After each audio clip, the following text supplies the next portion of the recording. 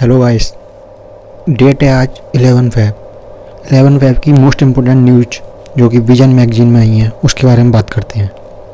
सबसे पहले बात करते हैं मशीन टू मशीन कम्युनिकेशन, जो कि कुछ एक्शन टेकन किए गए हैं गवर्नमेंट के थ्रू उनके इकोसिस्टम को स्ट्रेंथ करने के लिए। पहली गाइडलाइन सही है रेस्ट्रिक्शन से रिलेटेड। इसमें क्या है, WPAN एंड LAN कनेक्टिविटी को प्रोवाइड किया जा रहा है। एंड सेकंड है 13 डिजिट नंबर्स प्लान को through IoT device connected through directly mobile networks. And जो थर्ड स्टेप लिया जा रहा है वो है एडिशनल स्पेक्ट्रम 1 मेगाहर्ट्ज का होगा फॉर IoT एप्लीकेशंस। M2M होता क्या है? M2M है automatic applications involve machine to machine and device to device communication. इसमें क्या होगा, कोई ह्यूमन इंटरफेरेंस नहीं होता है। इन डिवाइस का यूजेस कहाँ हो सकता है? Mainly transportation and smart meters, water, energy, smart grid, monitor, load, manufacturing में customize solution, assets, smart sensoring, monitor, diagnosis और इंडिविजुअल कंट्रोलर, हेल्थ केयर में भी हो सकता है, and security surveillance and other sectors such as mining, conservation of wildlife, forest, pollution monitoring etcetera. ये सारे इसके एप्लीकेशंस हैं। अगर इस डिवाइस की बात करें तो ये कैप्चर करता है relayed through a network, wireless भी हो सकता है और वायर्ड भी हो सकता है, दोनों टाइप की, एंड ट्रांसलेट कर देता है उसे capture event into the meaningful information. But अगर हम चैलेंजेस की बात करें, क्या क्या चैलेंजेस हैं मशीन टू मशीन कम्युनिकेशन में, तो सबसे पहला चैलेंजेस है रिसोर्सेस। इंस्टेंस है wireless communication, global connectivity, software, delay constraint. इसमें से 4-5 मेजर चैलेंजेस आप याद कर सकते हैं। बाकी अगर नेक्स्ट न्यूज़ की बात करें तो इलेक्ट्रिक व्हीकल से रिलेटेड भी न्यूज़ है। इसमें क्या है कि एक स्टडी की गई है Indian national institute of science education and research, जो कि मोहाली में सिचुएटेड है। इसने कि अगर VOC वोलेटाइल ऑर्गेनिक कंपाउंड को अगर रिमूव कर दिया जाए तो किस हद तक जो पॉल्यूशन है वो कम किया जा सकता है। इस रिसर्च में देखा गया है कि अगर सारे petrol, diesel, LPG, CNG, 2 wheeler और 3 व्हीलर को अगर हम इलेक्ट्रिक व्हीकल से रिप्लेस कर दें 2030 तक, तो ये क्या क्या इम्पैक्ट करते हैं। पहला इम्पैक्ट होगा non methane volatile organic compound emission है, जो कि 91% तक कम हो जाएगा।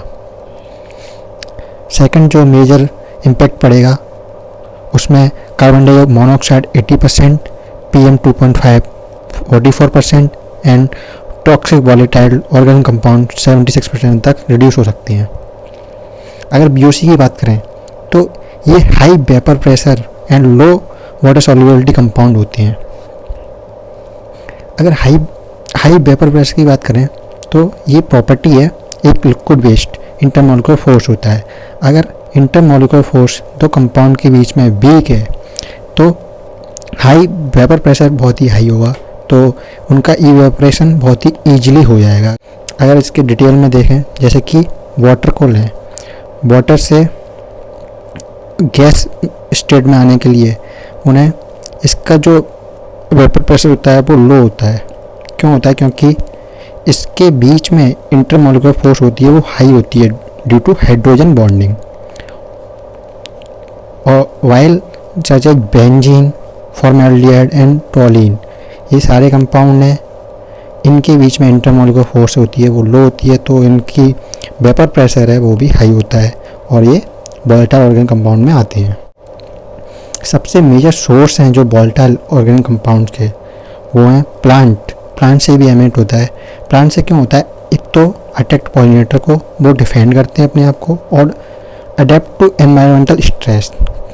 जैसे जैसे कभी देखा होगा ये ऐसे पेड़ अगर कुछ ब्लॉकेज आ रही है तो वो अपने आप को ढाल लेते हैं। मैन मेड में ये जो प्रोड्यूस होते हैं, एक तो मैन्युफैक्चरिंग और पेंट में, फार्मास्यूटिकल्स में, रेफ्रिजरेंट में, ये सारे इसमें यूज होते हैं। और सबसे मेजर चंक जो आता है वो ये रिलीज होते हैं पेट्रोल और डीजल की व्हीकल से। अगर इम्पैक्ट की बात करें इनकी, तो इम्पैक्ट एनवायरनमेंट पर इनका सबसे ज़्यादा मेजरली जो होता है वो ये फॉर्मेशन करते हैं other danger pollutant such as, ये ग्राउंड लेवल पे ओजोन को प्रोड्यूस करते हैं, सेकेंडरी ऑर्गेनिक एरोसोल बनाते हैं, PM 2.0 के फॉर्मेशन में इम्पोर्टेंट रोल प्ले करते हैं। अगर हेल्थ की बात करें तो irritation of eyes, nose, throat, damage body organ और कॉज कैंसर। अगर मेजर्स बात करें कि अभी तक के क्या क्या मेजर्स लिए गए हैं, तो जेनेवा प्रोटोकॉल 1991 में इसके बारे में बात की गई थी, ऑर्गेनिक कंपाउंड और देयर ट्रांसपोर्ट फ्लक्स। उसके बाद 1999 में गॉथेनबर्ग प्रोटोकॉल में इसके बारे में बात हुई, और इंडिया ने अभी तक नेशनल लेवल पर कोई भी प्रोग्राम नहीं है। तो केवल एक बेंजीन है जो कि एम्बिएंट एयर क्वालिटी स्टैंडर्ड में इंक्लूड है अभी तक। बाकी की वोलेटाइल ऑर्गेनिक कंपाउंड के लिए इंडिया के पास अभी तक कोई पॉलिसी नहीं है। आगे अगर बात करें, नेक्स्ट न्यूज है वो है प्लास्टिक पॉल्यूशन। प्लास्टिक पॉल्यूशन है वो इंक्रीज हो रहा है ओशियंस में। वाइल्ड लाइफ फंड इसकी एक रिपोर्ट आई है, टाइटल्ड है impact of plastic solution in ocean on marine species diversity and ecosystem. इसने कहा है, इसमें की फाइंडिंग है 88% मराइन स्पीसीज हैं वो अफेक्टेड होंगे सीवियरली। इसकी वजह से प्लास्टिक प्रोडक्शन है वो 2040 तक डबल हो जाएगा, और इसका जो इम्पैक्ट है वो 4-fold हो जाएगा। और जो सबसे ज़्यादा मरीन थ्रेट है वो yellow sea and east China sea, Arctic sea ice and Mediterranean को है, क्योंकि जो इनकी लिमिट है वो क्रॉस हो चुकी है। ये इससे ज़्यादा माइक्रो प्लास्टिक सस्टेन नहीं कर सकते, एब्जॉर्ब नहीं कर सकते। और प्लास्टिक पॉल्यूशन है वो फूड वेब में भी एंटर हो चुका है, जिससे क्या हो रहा है मरीन इकोसिस्टम, कोरल रीफ और मैंग्रोव, ये सारे इम्पैक्ट हो रहे हैं। अब अगर बात करें तो step taken to prevent plastic pollution, अभी तक क्या क्या स्टेप लिए गए हैं।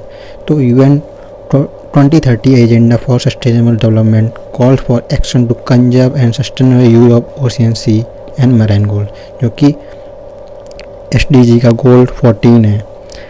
सिंगल यूज प्लास्टिक का बैन हुआ है इंडिया में by 2022। इंडिया सिग्नेटरी भी है MARPOL, international convention of prevention of marine pollution.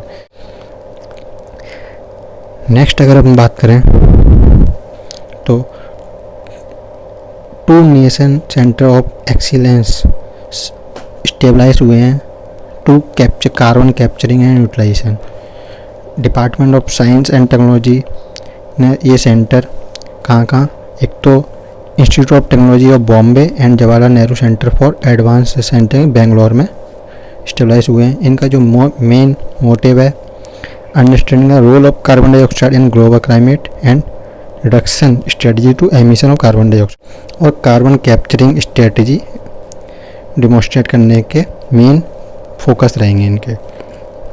सबसे पहले मेन एरिया है, जैसे ये कोई फैक्ट्री प्लांट है, यहाँ से कार्बन डाइऑक्साइड निकल रही है तो एयर से ही कैप्चर कर लो, और फिर इनको या तो ट्रांसपोर्ट के थ्रू जहाँ पे ये यूज होती हैं वहाँ भेज दो, और जो भी प्रोडक्ट इनसे क्रिएट करने हैं वो क्रिएट कर लो।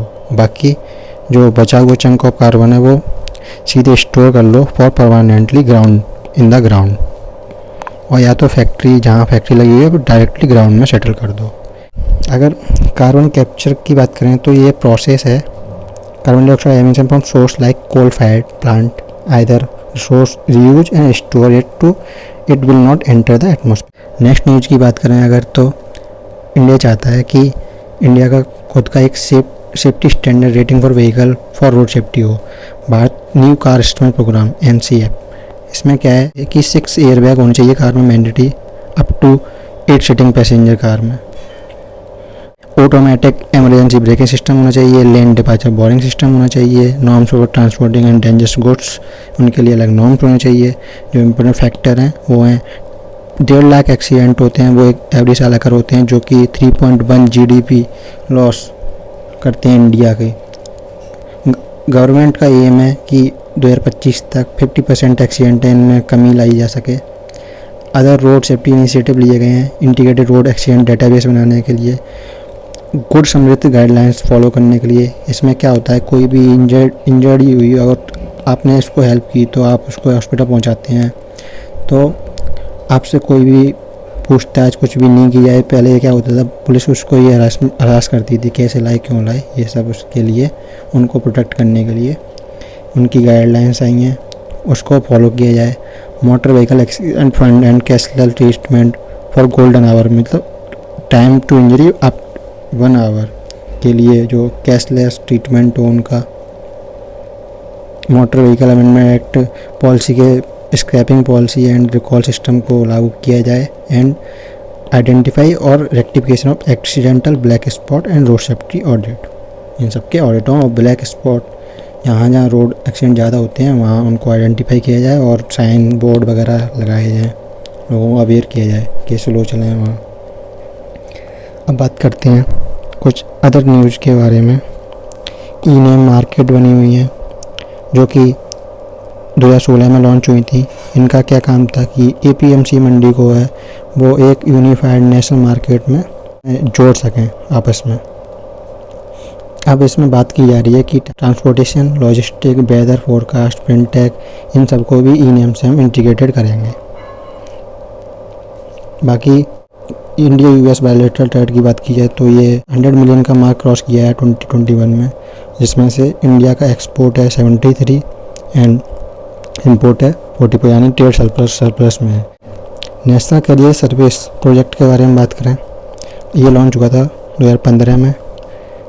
रिलेटेड है variety employment service like job matching, career counselling and vocational guidelines.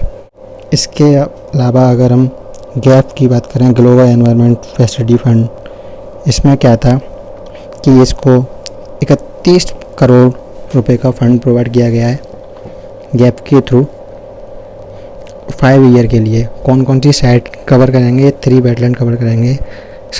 सस्तम Kota lake जो कि कोयला में है, हरिके लेक जो पंजाब में है, कावरतल जो बिहार में है। अगर गैप की बात करें तो ये स्टेबलाइज हुआ था 1992 में रियो अर्थ समिट के दौरान। जो गैप है वो डेवलपिंग कंट्री एंड कंट्री भी इकोनॉमिक ट्रांजिशन इनको फंड प्रोवाइड कराता है to meet their objectives. World bank इसका एक ट्रस्टी है। आगे बात करते हैं पोलर पार्कर सोलर प्रोब, ये लॉन्च हुआ था नासा के थ्रू 2018 में। ये अब क्या किया है इसने, जो वीनस साइड है जो पहले से ही थिक क्लाउड और रेन सरफेस एसिड से घिरी रही रहती है, तो इसकी जो क्लियर सरफेस है उसको आज तक किसी ने कैप्चर नहीं कर पाया है। तो ये इसने पहली बार एक क्लियर इमेज दी है। इससे क्या होगा, साइंटिस्ट को हेल्प मिलेगी नासा के वीनस के सरफेस को समझने में और प्लैनेट के इवोल्यूशन को समझने में। ये पहला मिशन था जो कि सन के अपर एटमॉस्फेयर से होके निकला था to study the sun. Next बात करें तो श्री माधवाचार्य, इनको इनकार्नेशन ऑफ विंड, वायु यानी कि वायु देवता का अवतार भी कहा जाता है। इन्होंने द्वैता स्कूल की फिलॉसफी दी थी, dual age. According to this philosophy supreme being is Vishnu और नारायण। इनका मानना था कि यहाँ पर कुछ फंडामेंटल डिफरेंस होते हैं बिटवीन इंडिविजुअल या आत्मा और अल्टीमेट रियलिटी ब्राह्मण, मतलब सोल और गॉड 2 डिफरेंट एंटिटी हैं। इनका ये मानना था। इस फिलॉसफी के बारे में थोड़ा डिटेल में बात करें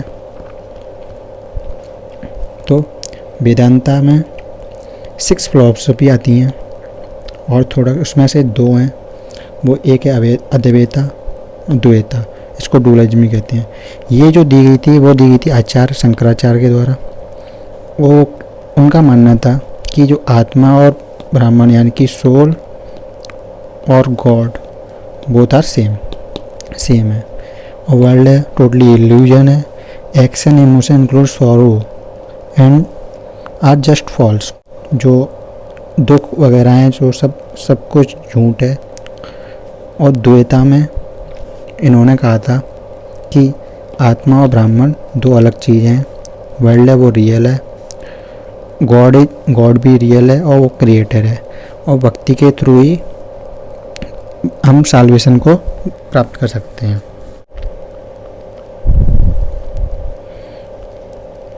अगर अब आगे लास्ट न्यूज़ की बात करें तो place in news, Belarus landlocked country है, इसके बॉर्डर है लिथुआनिया, पोलैंड है, यूक्रेन है, रसिया है, लातविया है। मेजर जोग्राफिकल फीचर में इनको लंग्स ऑफ यूरोप भी कहते हैं, क्योंकि जो हाफ ऑफ कंट्री है वो फॉरेस्ट ऑफ वेटलैंड से कवर है। आपको बताना है कि लंग्स ऑफ अर्थ किसको कहते हैं। Thank you.